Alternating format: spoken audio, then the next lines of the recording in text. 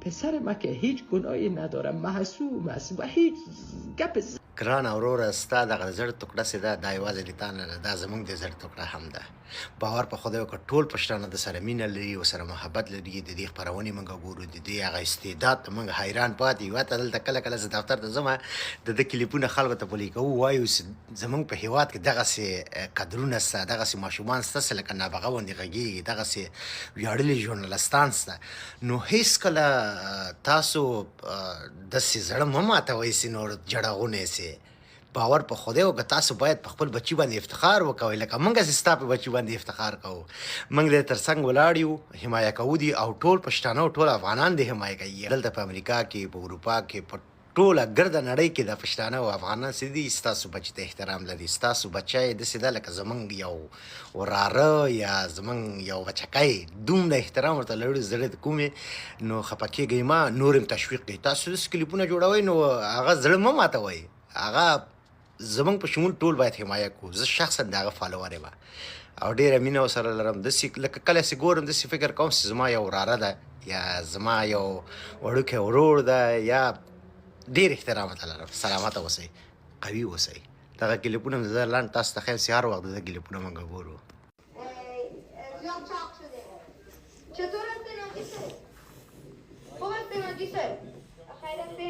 دوستای عزیز یادمانه را شب وقتی که آمدیم به ولایت دیگه روزه میگیریم که با خدای خود نزدیکتر شویم و در این پیروزی بیاییم که یکی دیگه خود را ببخشیم، چون که بیشتر و بیشتر با خدای خود نزدیک شویم. دنبال قومگرایی و دنبال نفاق افکنی نباشیم. بیاییم که یکی دیگه خود را دوست داشته باشیم بدون هیچ دلیلی، و بیاییم که همدیگر را دوست داشته باشیم و دوست داشته باشیم و دوست داشته باشیم. من هم تمامتان از صمیم قلب دوست دارم. خدا حافظ و نگهدارتان.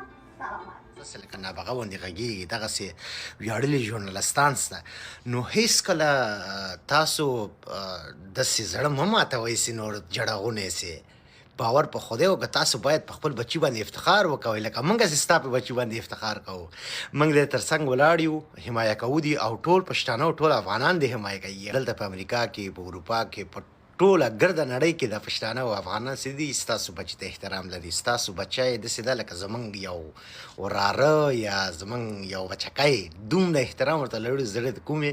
نو خفه کېږئ مه، نور هم تشویق کړئ. تاسو داسې کلیپونه جوړوئ نو هغه زړه مه ماتوئ، هغه زموږ په شمول ټول باید حمایه کړو. زه شخصا د هغه فالوور یم او ډېره مینه ورسره لرم. داسې لکه کله چې ګورم داسې فکر کوم چې زما یو وراره ده یا زما یو وړوکی ورور ده، یا ډېر احترام ورته لرم. سلامته اوسئ، قوي اوسئ. دغه کلیپونه مې زه لاندې تاسو ته ښیم چې هر وخت د ده کلیپونه موږ ګورو.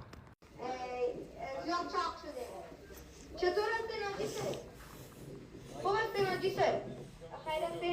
دوستای عزیز یادمانه را شب وقتی که آمدیم به ولایت دیگه روزه میگیریم که با خدای خود نزدیکتر شویم و در این پیروزی بیاییم که یکی دیگه خود را ببخشیم، چون که بیشتر و بیشتر با خدای خود نزدیک شویم. دنبال قومگرایی و دنبال نفاق افکنی نباشیم. بیاییم که یکی دیگه خود را دوست داشته باشیم بدون هیچ دلیلی، و بیاییم که همدیگر را دوست داشته باشیم و دوست داشته باشیم و دوست داشته باشیم. من هم تمامتان از صمیم قلب دوست دارم. خدا حافظ و نگهدارتان.